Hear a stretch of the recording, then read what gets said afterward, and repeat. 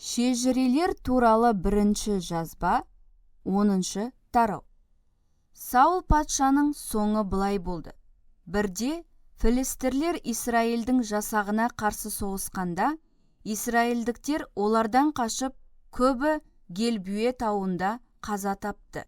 Филистерлер Саул мен оның ұлдарының соңына түсіп, ақыры ұлдары Жонатан, Аминадаб, Мәлхисуаны өлтірді.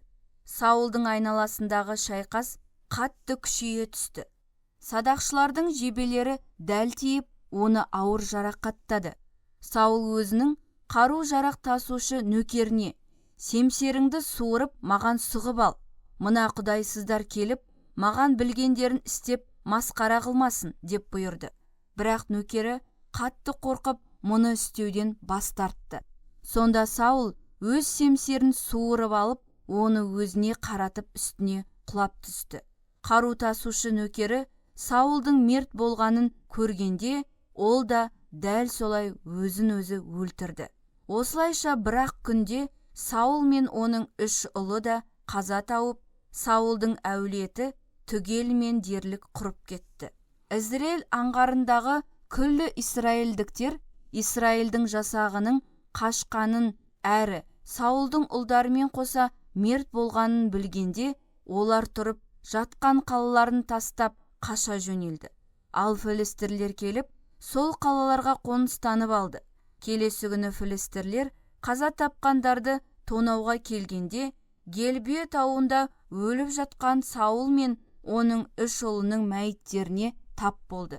Жасақшылар Саулдың сауытын сыпырып, басын шауып алды, әрі барлық қару-жарағын иемденді. Осы хабарды бүкіл филистер еліне, олардың табынатын жалған тәңірлерінің мүсіндеріне және халық арасына тарату үшін шабармандарын жіберді. Филистерлер Саулдың қару-жарағын тәңірсымақтарының ғибадатханасына сақтап қойып, басын Дагон есімді жалған тәңірдің ғибадатханасының ішіне іліп қойды. Бірақ кезінде Саул жаудың зұлымдығынан құтқарып алған Гилахадтағы Ябес қаласының күллі тұрғындары филистерлердің Саулға істеген бүкіл қорлығы туралы естіді. Қаланың мықты деген ер азаматтарының бәрі де жолға жиналып, Бетшан қамалына барды. Сонда олар Саул мен оның ұлдарының мәйіттерін қолға түсіріп, Ябеске алып келді. Содан олар сүйектерін Ябесте бір үлкен ағаштың түбіндегі қабірге қойып, 7 күн бойы ораза ұстап, мерт болғандарды жоқтады. Саул жаратқан еге опасыздық жасап, бағынбай кеткендіктен өлді. Ол тіпті әруақ шақырушы сәуегейден кеңес сұраған болатын, ал жаратқан иеден ақыл кеңес сұраған жоқ. Сол себепті жаратқан ие Саулдың өмірін қысқартып, патшалық билікті Есей ұлы Дәуітке тапсырды. Бірінші шежірелер, 11-ші тарау. Содан Исраилдің бүкіл халқының өкілдері кейінірек Хеброндағы Дәуіттің қасына жиналып келіп, оған былай деді: «Сөзімізге құлақ сала көріңіз, сіздің ет жақын туыстарыңызбыз. Біраз уақыт бұрын Саул әлі де патшалық құрған кезде бүкіл Исраилді жорықтарға тастап жүрген өзіңіз болатынсыз. Сіздің құдайыңыз жаратқан ие де сізге: менің халқым Исраилді бағатын әрі Исраил еліне басшылық ететін сен боласың деп айтқан еді. Осылай Исраилдің күллі рубасылары Дәуіт патшаға келіп, ол солармен Хебронда жаратқан иенің алдында келісім жасады. Бір кезде жаратқан ие Самуил пайғамбар арқылы алдын ала айтқандай, олар енді Дәуітке май жағу рәсімін орындап, оны Исраилдің патшасы етіп бекітті. Бірде Дәуіт және Исраилдің бүкіл жасағы Ебус деп те аталған Иерусалимге аттанды. Сол қалада тұрған ебустіктер Дәуітті мазақтап, «Мұнда ешқашан кірмейсің» деді. Алайда Дәуіт Сион төбесіндегі қорғанды басып алып үлгерді. Ол қазір Дәуіттің шаһары деп аталады. Дәуіт былай деп сөз берген болатын: «Ебустіктерге бірінші болып шабуыл жасап, оларды жеңіп шыққан адамды қолбасшы әрі әмірші етіп тағайындаймын. Сонда Саруяның ұлы Жоғап Ебуске бірінші болып көтеріліп, жеңіп шықты. Сондықтан ол қолбасшы болды. Дәуіт осы қорғанда орналасып, соны мекендеді.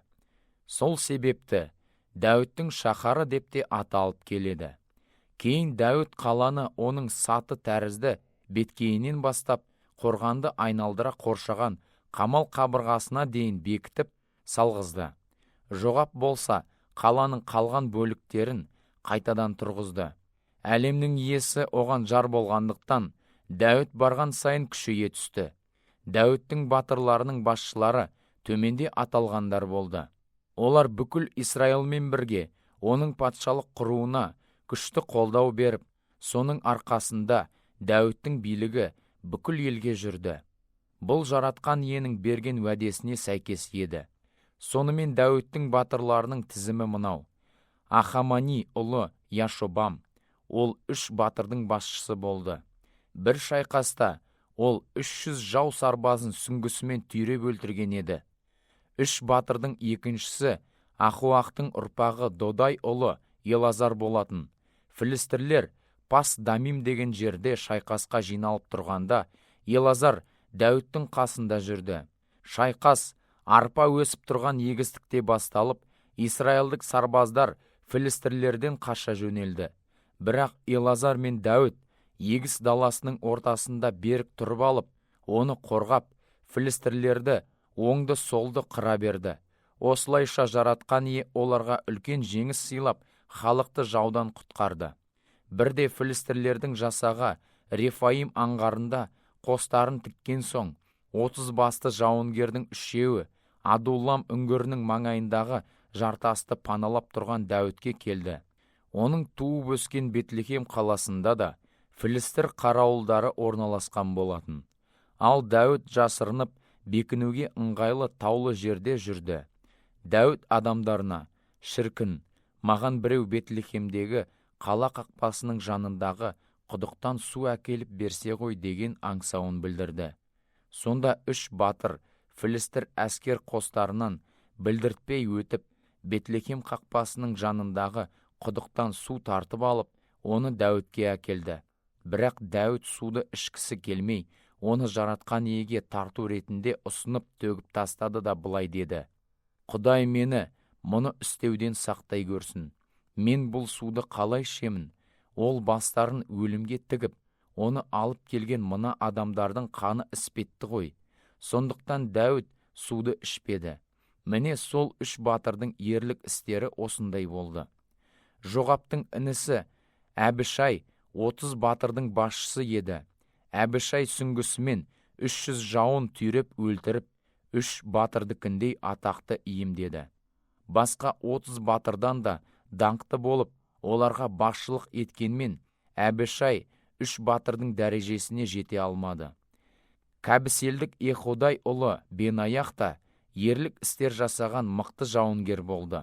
Арыстандай күшті 2 муаптық жауынгердің көздерін жойған ол еді. Қар жауып тұрған бір күні Бенаях ұраға түсіп, оның ішіндегі арыстанды өлтірді. Бенаях бойы 5 шынтақ бір алып мысырлықтың да көзін құртты. Сол мысырлықтың қолында бақандай жуан сүңгісі болды. Бірақ Бенаях оған қарсы бір таяқпен ғана шығып, мысырлықтың қолынан сүңгісін тартып алып, оны сонысымен түйреп өлтірді. Ехудай ұлы Бенаяхтың ерлік істері осындай еді. 30 батырдың ішіндегі ең даңқтысы сол еді. Алайда ол 3 батырдың дәрежесіне жете алмады.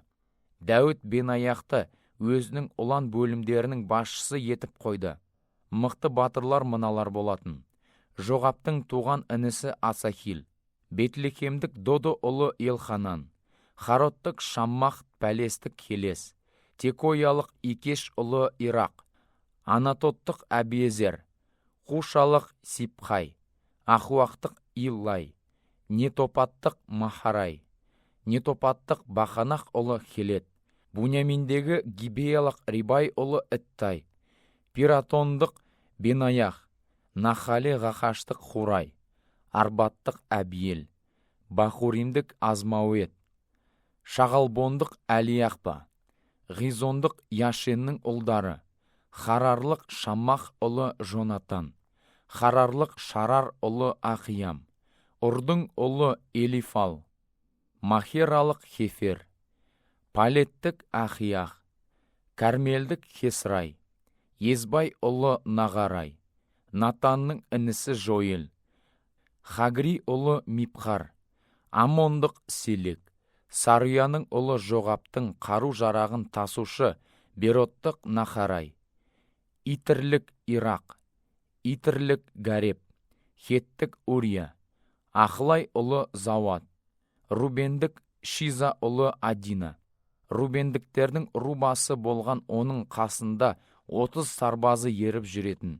Сондай-ақ Маха ұлы Ханан, Митналық Жосафат, Ашароттық Ұзияқ, Арогерлік Хотамның ұлдары Шама мен Эйел, Шимри ұлы Едияил, оның інісі Тистік Жоха, Махавалық Елиел, Елғанамның ұлдары Ерибай мен Жошауях Муаптық Итма, Эйел, Ғабит, Месобалық Ясиел. Шежірелер туралы бірінші жазба 12-ші тарау. Дәуіт өзі патшалық құрмастан бұрын Қиш ұлы Саулдан аулақ жүруге мәжбүр болды. Сол кезде мына адамдар Секеләкке келіп оған қосылды. Дәуітті шайқаста қолдаған осы мықты сарбаздар оң қолмен де, сол қолмен де садақ тартып, сақпанмен таста ата беретін. Бұлар Буняйминдік Саулдың рулас туысқандары еді. Олардың басшысы Гибеялық Шемағаттың ұлы Ахиезер болатын. Оның інісінің есімі Жоғас. Өзге сарбаздар Азмауеттің ұлдары Езиел мен Пелет, сондай-ақ Бераха және Анатоттық Еху еді. 30 батырдың ішіндегі мықты жауынгер, әрі олардың басшысы болған Гибеондық Ишмаях, сондай-ақ Еремия, Яхазиел, Жоханан, Гедарахтық Жозабат, Илюзай, Еремот, Бегалиях, Шемариях, Харуфтық Шафатиях, Қорақтың ұрпақтары Елқанах, Ишиях, Азарил, Жойезер, Яшобам, әрі Гедорлық Ерохамның ұлдары Жойелах пен Забадиях. Дәуіт өзінің елсіз даладағы бекінісінде болған кезінде Ғат руының бірнеше адамы оның жағына өтті. Олар шайқасқа дайындалған, қалқанмен және сүңгімен соғыса алатын мықты да батыл сарбаздар болатын. Олардың келбеттері арыстандай айбынды, өздері тау ешкісіндей жылдам еді. Олардың басшысы Езер, одан кейінгі басшысы Абадиях, үшіншісі Илияб, төртіншісі Мишманах, бесіншісі Еремия, алтыншысы Аттай, жетіншісі Елиел, сегізіншісі Жоханан, тоғызыншысы Елзабат, оныншысы Еремия және 11-шісі Махбанай еді. Осы ғаттықтар жасақтағы басшылар болды. Олардың осал дегендері 100, ал мықтылары 1000 адамға қарсы тұра алатын. Көктемде Йордан өзені арнасынан шығып тасып жатқанда, оны кесіп өтіп, батыс пен шығыстағы барлық аңғарлардың тұрғындарын бас сауғалап қашуға мәжбүр еткен осы ғаттық сарбаздар болатын. Одан бұрын Буняймин мен Яхуда руларының кейбір адамдары да таудағы бекіністі паналаған Дәуітке келген болатын. Сонда Дәуіт олардың алдарынан шығып былай деді: егер мені қолдамақ болып ақ ниетпен келіп отырсаңдар, онда жанымыз да жүрегіміз де бір боламыз. Ал егер ешкімге зорлық көрсетпеген, маған сатқындық жасап, жауларыма ұстап беруге келген болсаңдар, онда ата-бабаларымыз сыйынған Құдай мұны көріп, үкімін өзі шығарсын. Сонда олардың біреуі, кейін 30 батырдың басшысы болған Амасай, келі рухқа бөленіп былай деді: уа Дәуіт, біз сендікпіз, уа Есей ұлы, сенің жағыңдамыз. саған амандық пен тыныштық сыйласын. Сені қолдағандарға да амандық болсын. Себебі Құдай сенің қолдаушың. Сонда Дәуіт оларды қабылдап, өзінің шабуылшы топтарының басшылары етіп қойды. Кейінірек Дәуіт филистерлермен бірге Саулға қарсы шайқасуға барған кезде, Манаса руының кейбір адамдары Дәуіттің жағына өтті. Расында Дәуіт филистерлерді сол соғыста қолдаған емес. Себебі филистерлер әміршілері өзара кеңесіп, Дәуіт Саулдың жағына шығып кетіп, өздеріміз басымыздан айырылып жүрерміз деп Дәуітті кері қайтарып жіберді. Дәуіт Сикелгке келгенде, Манаса руының оның жағына шығып жатқан адамдары мыналар болды: Аднах, Жозабат, Едияил, Михаил, Жозабат, Елиху, Силтай. Олар Манаса руының мыңбасылары еді. Мықты да батыл сарбаздар болған олар Дәуіттің жасағының басшылары ретінде қызмет атқарып, оған қарақшылар топтарына қарсы күресуге көмектесті. Күн өткен сайын Дәуіттің жасағына жаңа адамдар қосылып отырды. Ақырында оның сарбаздарының тұрағы Құдайдың әскеріне ұқсаған қалың қолға айналды. Хеброн қаласында Дәуітке келіп қосылған шайқасқа жарақталған адамдардың саны төмендегідей. Олар жаратқан иенің берген сөзіне сай патшалық биліктің Саулдан Дәуітке өтуіне атсалыспақ болды. Қалқанмен және сүңгімен соғыса алатын яһудилер 6800 қарулы адам, Шимон руынан шайқасқа дайын батыл сарбаздар 7100 адам, Леуи руынан 4600 адам. Солардың арасында Харонның әулетінің басшысы Еходайға 3700 адам еріп жүрді. Әрі Садық есімді жаста ержүрек сарбаз бен оның әулетіне шыққан 22 басшы да болды. Саулдың руластары Буньямин руының 3000 адамы. Буньяминдіктердің басым көпшілігі сол кезге дейін Саулдың әулетінің мүдделерін қорғап келген болатын. Ефрем руынан 20800 адам. Олар өз әулеттерінде атағы жайылған ержүрек сарбаздар еді. Манаса руының Қанахандағы жартысынан 18000 адам. Олар Дәуітті патша етуге атсалысу үшін есімдері аталып тағайындалғандар болатын. Исашар руынан 200 басшы. Олар заманның ағымын және Исраилдің не істеуге тиіс екендігін түсінетін адамдар болатын. Барлық руластары олардың айтқандарын орындап жүрді. Забулон руынан қару-жарақтың бар түрімен жабдықталып, шайқасқа сап түзеп шығатын 50.000 адам. Олар Дәуітті шын жүректен қолдап жүрді. Нафталим руынан 1000 басшы әрі қалқанмен және сүңгімен қаруланған 37.000 адам. Дан руынан шайқасқа сап түзеп шығатын 28600 адам. Ашир руынан шайқасқа сап түзеп шығатын 40.000 жасақшы. Ярдан өзенінің шығысында қоныстанған Рубен, Гад рулары және Манаса руының жартысынан қару-жарақтың бар түрімен жабдықталған 120.000 адам. Осылардың бәрі сап түзеп шайқасқа шығуға дайын сарбаздар болатын. Олар шын жүректен Дәуітті бүкіл Исраил елінің патшасы етіп бекітуге бел байлап Хебронға келді. Қалған Исраилдіктер де Дәуітті патша етіп бекітуге бір ауыздан келісті. Хебронға келгендер сол жерде Дәуітпен бірге 3 күн болып ішіп жеп тойлады. Яһуди ағайындары олар үшін тамақ дайындап қойған еді.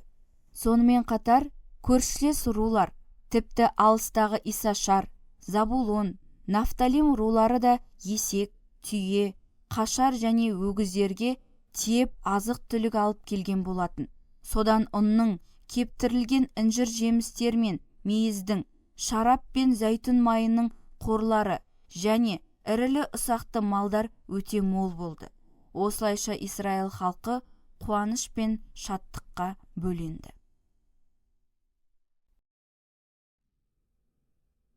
Бірінші шежірелер 13-ші тарау.